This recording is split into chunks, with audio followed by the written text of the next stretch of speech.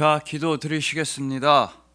모든 아픔과 상처를 홀로 감당하신 아버지, 집을 떠난 둘째였던 우리를 기다려 주시고 집에 들어가길 거부했던 첫째였던 우리를 끝까지 불러주시니 감사합니다.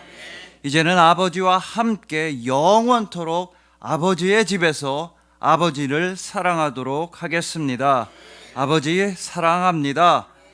우리를 자녀 삼으시기 위하여 아버지의 뜻에 순종하여 십자가에서 죽기까지 우리를 사랑하시는 우리 주님 예수 그리스도의 이름으로 기도합니다. 아멘. 자, 오늘은 아버지의 마음이라는 말씀으로 어버이 주일의 은혜를 함께 나누도록 하시겠습니다. 여러분, 정용섭 목사님께서는 본인의 책에서 이런 솔직한 고백을 하십니다. 아무래도 목사님이시다 보니까 다양한 여러 사람들을 많이 만나게 되는데 그렇게 만나는 모든 사람들한테 최대한 친절하고 착하고 잘 대해주려고 노력을 하신다는 겁니다. 근데 속마음으로는 진짜로 친해지고 싶은 사람도 있고 속으로는 진짜로 같이 있기 싫은 사람도 있다고 하십니다. 아우, 저 사람이랑은 천국에 가서도 제일 멀리 떨어져 있어야지, 이런 생각이 드는 사람이 있다고 하시는 겁니다. 우리도 다 그런 사람이 있습니다. 그런데 이 목사님께서 제일 크게 놀라고 상처를 입으셨던 일은 바로 제일 사랑하는 사람, 사모님과 있었던 일 때문이었습니다. 예전부터 부부싸움만 하면 사모님이 당신 왜 이렇게 목사 티를 내고 그래? 내가 뭘 그렇게 잘못했다고 하나부터 열까지 다 가르치려고 들고 목사 티 좀 내지 마라, 이랬다는 겁니다. 아마 대한민국의 수많은 목사님들이 이런 얘기를 들어보셨을 겁니다. 목사님은 정말 억울하고 답답하셨습니다. 아니, 목사 티를 내려고 한 게 아니라, 뭘 가르치려고 한 게 아니라 집안에 어떤 일이 있으니까 그 일에 대해서 그냥 의견을 말한 것뿐인데 막 목사 티를 낸다고 하니까 정말 억울하셨습니다. 그래서 나중에 한참 기도하시고 고민 끝에 이런 결론을 내리셨습니다. 듣는 사람이 그렇다면 그런 거다. 듣는 사람이 목사 티를 냈다고 하면 내가 목사 티를 낸 거다. 목사 티 안 내도록 조심해야겠다. 이런 마음을 먹으신 이후에는 부부싸움도 줄어들고 가정이 더 화목해지셨다는 겁니다. 여러분, 우리도 다 알게 모르게 티를 엄청 냅니다. 돈이 있으면 돈 많은 티를 내고, 돈이 없으면 없는 대로 또 없는 티도 많이 냅니다.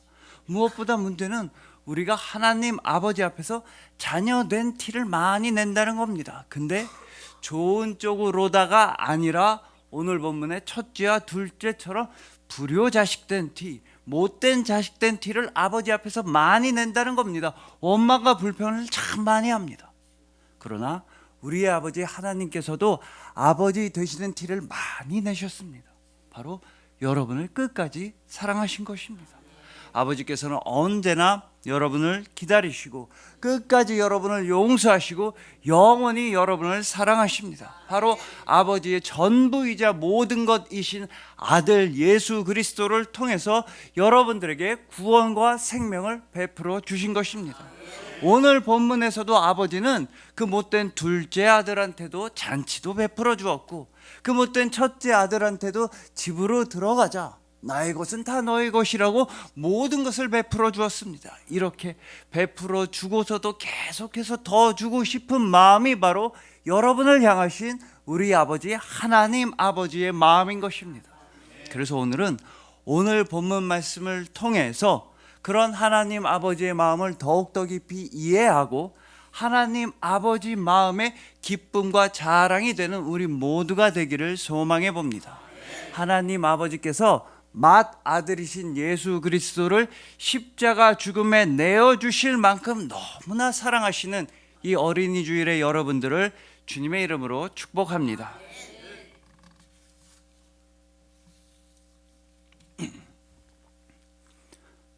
자, 먼저 오늘 본문은 여러분들이 너무나 잘 아시고 너무 유명한 말씀인데 유독 오늘 본문에서 빠져있는 한 사람이 있습니다.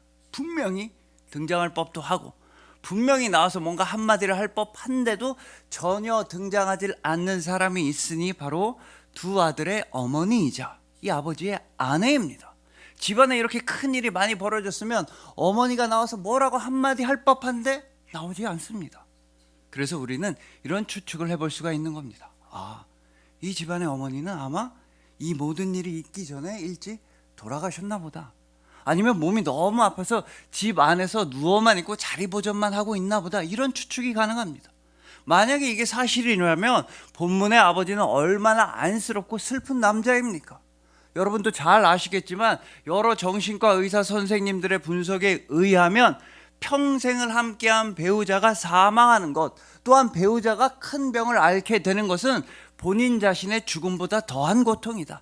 차라리 내가 죽는 게 더 낫다. 그 정도로 큰 아픔이라는 겁니다. 사랑하는 아내, 사랑하는 남편을 잃게 되는 것이야말로 한 사람의 인생을 가장 불행하고 아프게 만드는 일입니다. 그러면 아버지가 얼마나 슬프고 힘들었을 텐데도 이 두 아들은 무엇을 했습니까? 둘째 아들은 아버지한테 유산을 달라고 했습니다. 즉 아버지를 죽은 사람 취급한 겁니다. 첫째 아들은 아버지의 말씀에 거역했습니다. 아버지를 없는 사람 취급한 것입니다. 그런데도 아버지가 했던 일이라고는 하나밖에 없었습니다. 아버지가 아버지로서의 티를 낸 건 하나밖에 없었으니 바로 그 자녀들을 계속해서 사랑한 것이었습니다. 아버지는 그 못된 둘째 아들 역시 매일같이 기다렸으며 그 둘째가 돌아오자 동구밭까지 달려나가서 끌어안고 용서해 주었습니다. 또한 첫째한테도 집에 들어가자, 나의 것은 다 너의 것이다, 같이 들어가서 밥 먹자, 이렇게 어르고 달래주고 다 일러주었던 것입니다. 이것이 바로 우리가 구원받는 과정이며 은혜 받는 과정이며 사랑을 받는 과정입니다. 우리는 원래 아버지를 아버지라고 부를 자격이 없는 죄인들이었습니다. 우리가 먼저 아버지께 잘해드린 일 하나도 없고 우리가 먼저 아버지를 사랑한 것도 아니었습니다. 오직 하나님 아버지께서 먼저 우리를 사랑해 주셨습니다. 하나님 아버지께서는 여러분들에게 제일 좋은 가락지도 끼워주시고 제일 좋은 신발도 신겨주시고 제일 좋은 옷도 입혀주셨습니다. 바로 천국에 합당한 의복과 천국에 합당한 은혜를 베풀어 주신 것입니다. 또한 아버지께서는 나의 것은 다 너희들의 것이라고 여러분들에게 약속하셨습니다. 바로 영원하고 아름다운 천국을 선물해 주셨던 것입니다. 바로 하나님의 아들 예수 그리스도를 통해서 여러분들에게 영원한 구원과 사랑을 베풀어 주셨습니다. 이것이 바로 어버이 주일의 은혜입니다.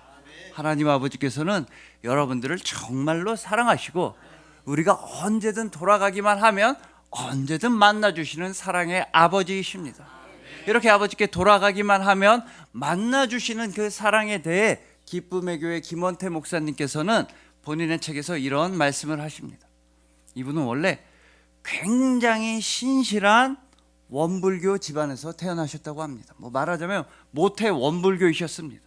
그래서 부모님은 막 살고 있던 집을 원불교 교당으로 헌납할 만큼 그렇게 독실한 원불교 신자셨고, 이 목사님도 어릴 때부터 원불교 교당에 다니면서 학생 때는 원불교 총학생회장 이런 것도 하셨다고 합니다.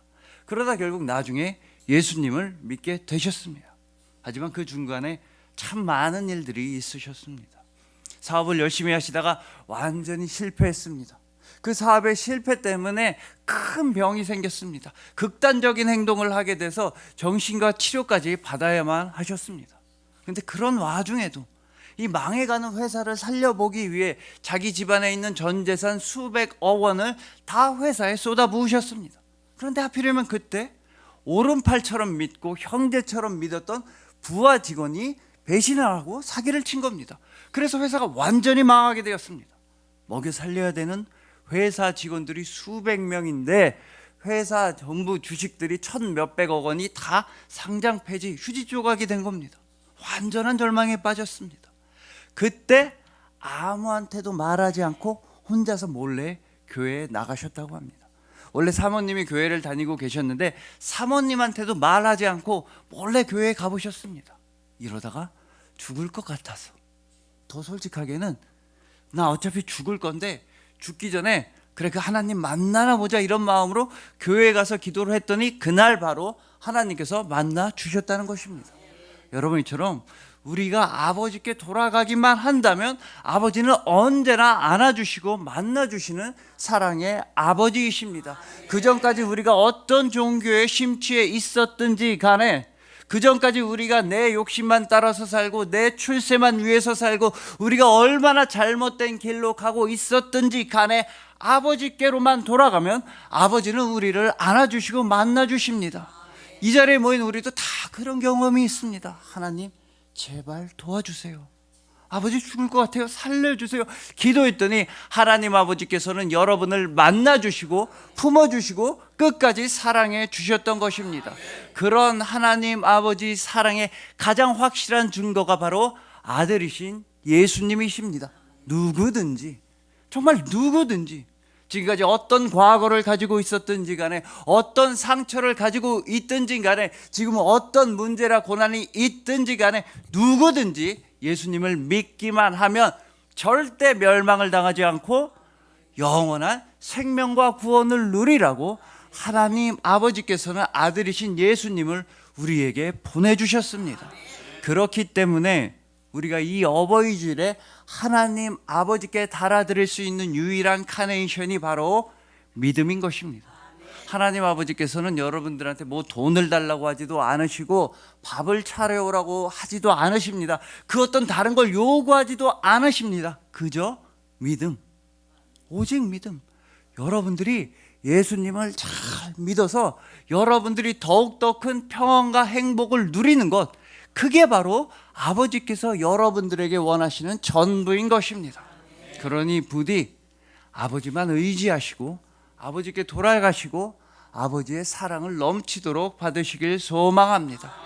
아버지께서 이미 예수 그리스도 안에서 모든 것을 다 여러분들에게 베풀어 주셨음을 기억하시길 소망하는 것입니다. 아버지께서 언제나 기다려 주시고 끝까지 용서해 주시고 영원토록 사랑하여 주시는 여러분들을 주님의 이름으로 축복합니다.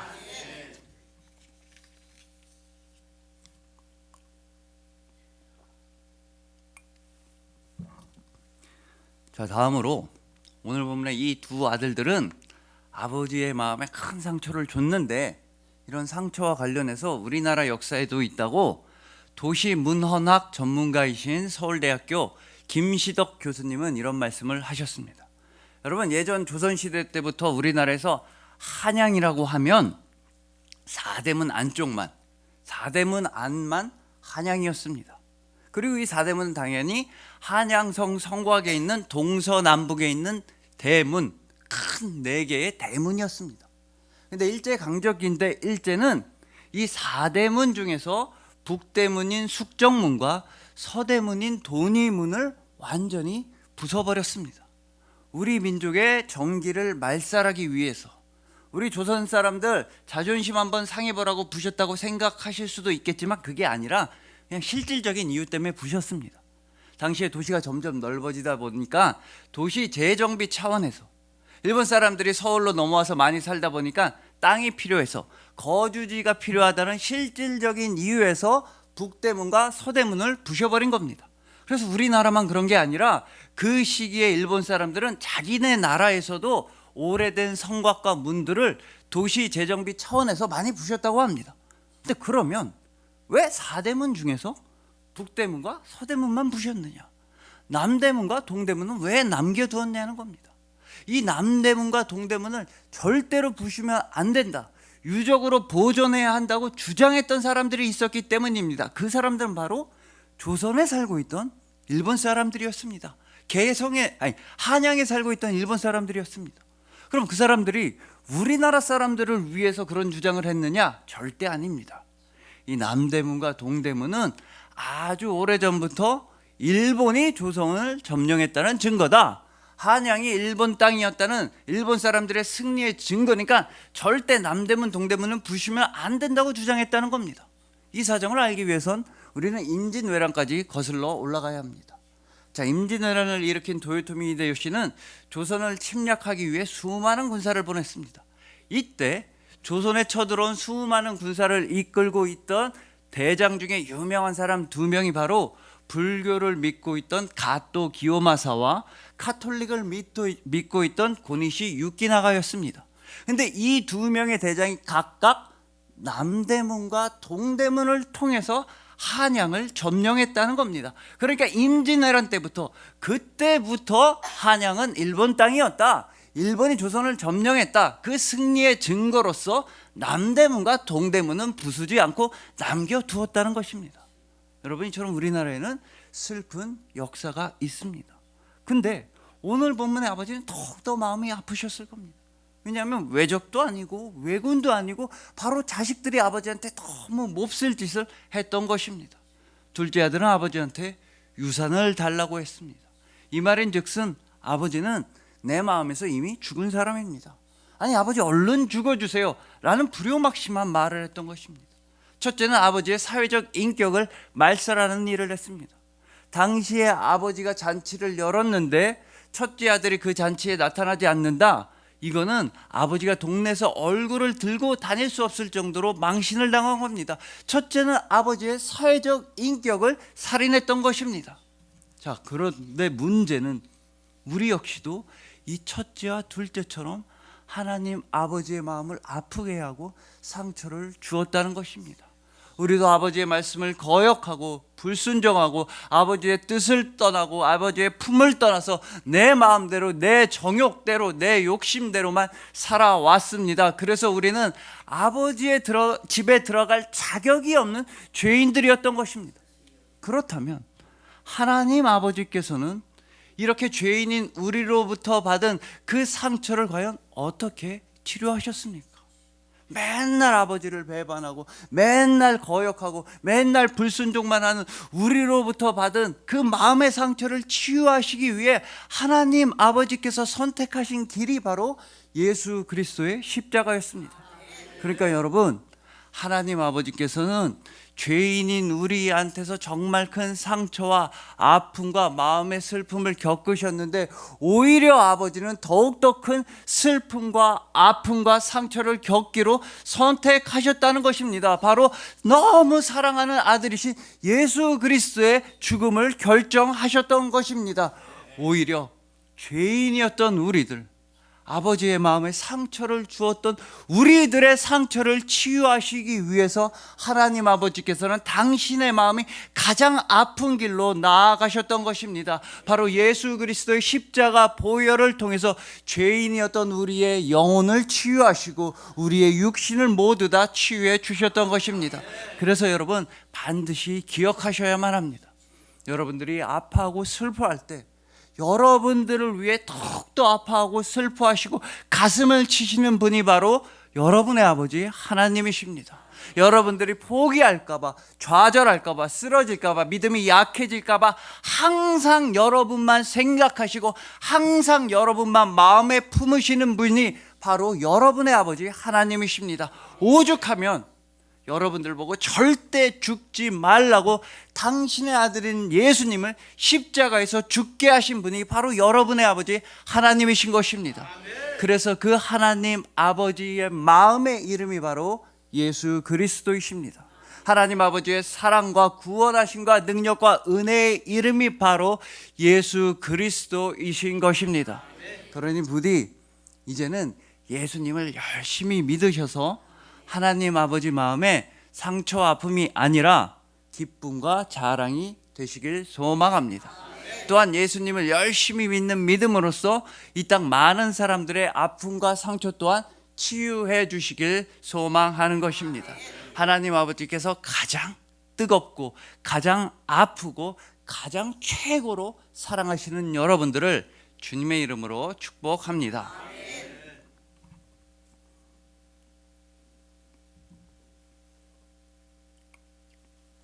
자, 이제 마지막으로 오늘 본문의 아버지는 첫째 아들한테, 장자한테 이런 의미심장한 말을 합니다. 본문 31절입니다. 아버지가 이르되 예, 너는 항상 나와 함께 있으니 내 것이 다 내 것이로되.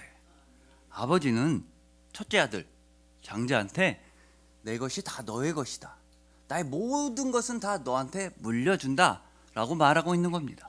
그런데 여기서 이 장자의 의미에 대해서 원래 유대교의 랍비였다가 예수님을 믿게 된 후 그리스도인이 된 데이비드 포머는 이런 통찰력 있는 이야기를 들려주십니다. 바로 유월절에 관한 주장입니다.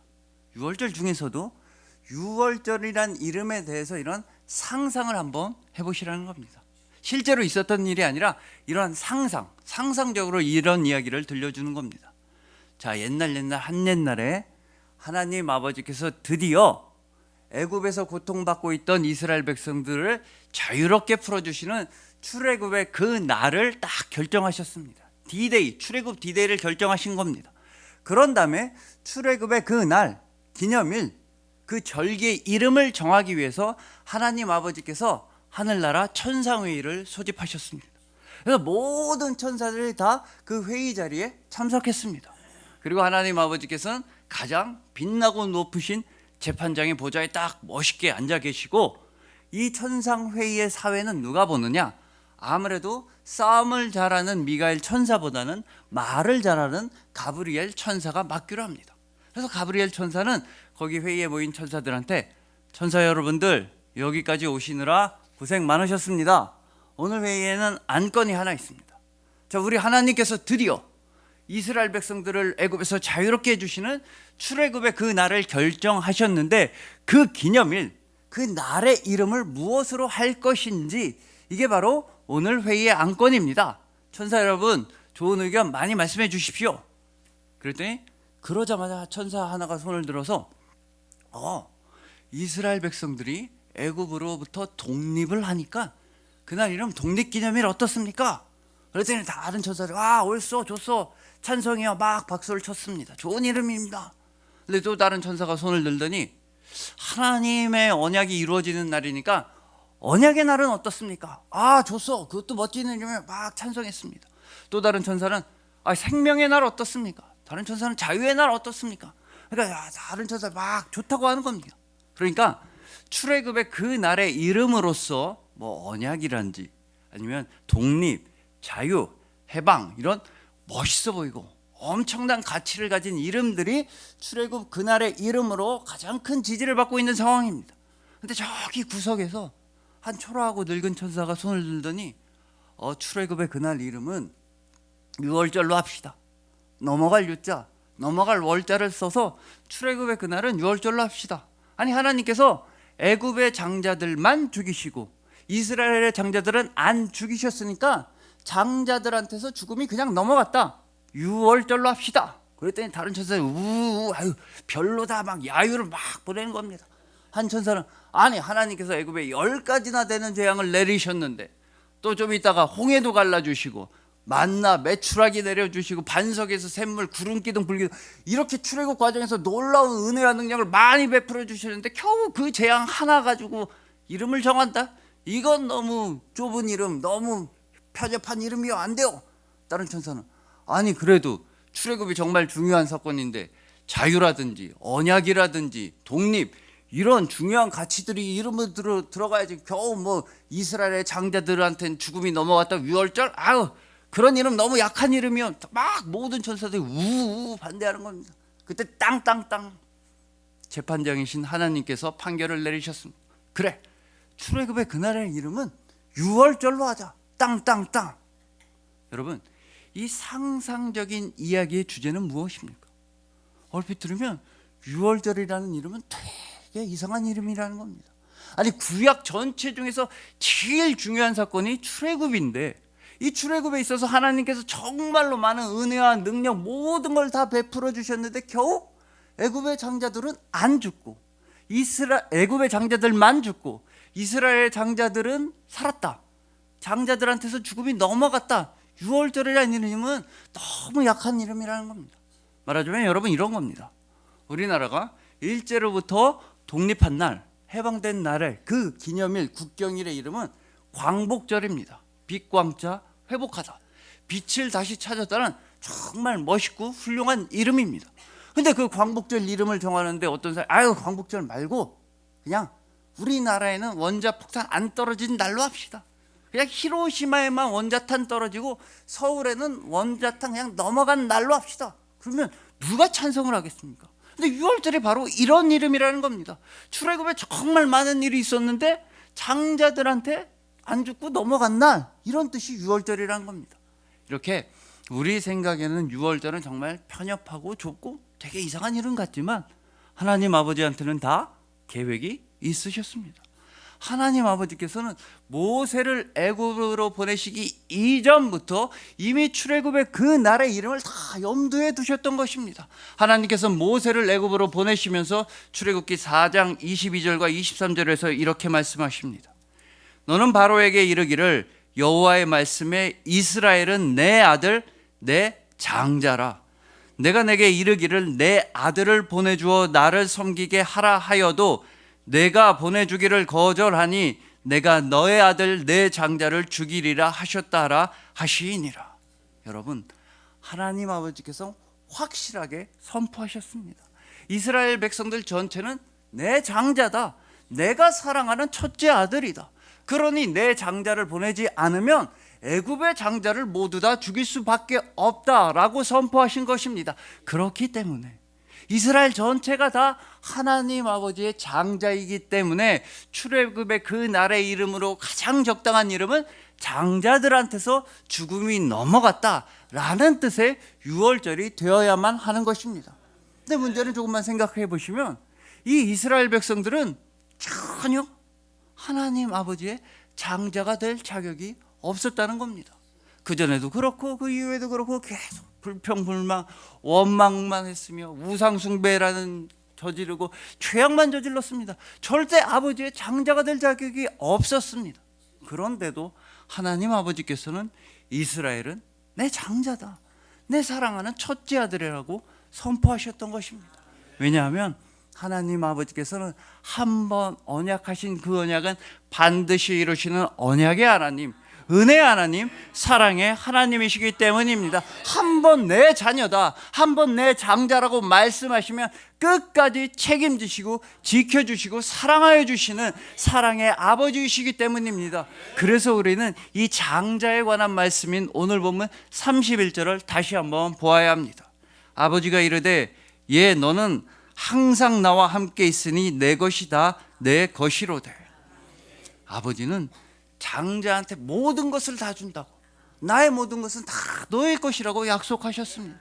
그런데 죄인인 우리는 절대로 하나님 아버지의 장자가 될 자격이 없었습니다. 죄인인 우리는 절대로 하나님 아버지의 자녀가 될 자격이 없었습니다. 그래서 하나님 아버지께서는 우리를 자녀 삼아 주시기 위해 이런 선택을 하셨던 것입니다. 바로 하나님 아버지 진짜 장자, 하나님 아버지의 진짜 맏아들이신 예수님을 십자가에서 죽게 하셨던 것입니다. 영원히 죽을 죄인이자 원수인 우리를 자녀 삼아주시기 위해서 하나님 아버지의 자녀가 십자가에서 죽으셔야만 했던 것입니다. 여러분, 세상에 이런 사랑은 없습니다. 우리는 원수였는데, 우리는 죄인이었는데도 아버지께서는 우리의 아버지가 되길 원하셨던 것입니다. 하나님 아버지는 전지전능하신 하나님, 모든 일을 다 하실 수 있는 능력의 하나님이십니다. 근데 하나님 아버지께서 그 모든 일을 다 할 수 있는 능력을 가지고서 제일 원하셨던 게 바로 여러분들의 아버지가 되어 주시는 것입니다. 이것이 바로 어버이 주일이며, 이것이 바로 복음이며, 이것이 바로 사랑입니다.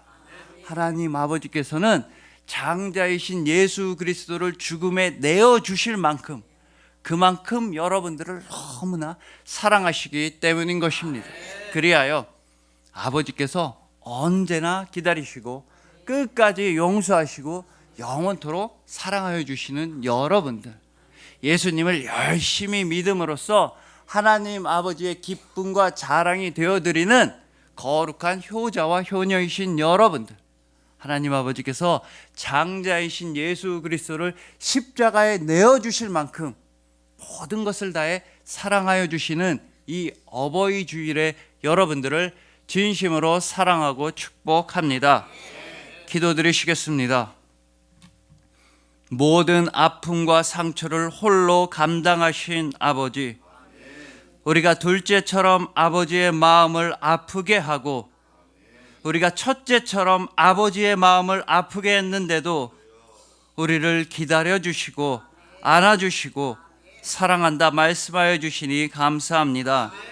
이제는 오직 예수님을 열심히 믿음으로써 아버지의 뜻을 따라 생명과 평안과 구원을 누리는 자녀가 되겠습니다. 오직 믿음과 소망과 사랑으로서 아버지께 효도하는 귀한 자녀가 되겠습니다. 아버지의 말씀과 아버지의 영과 아버지의 사랑으로만 살아가며 승리하며 사랑하겠습니다. 우리를 자녀 삼아주시기 위한 아버지의 뜻에 순종하여 십자가에서 죽기까지 우리를 사랑하시는 우리 주님 예수 그리스도의 이름으로 기도합니다. 아멘.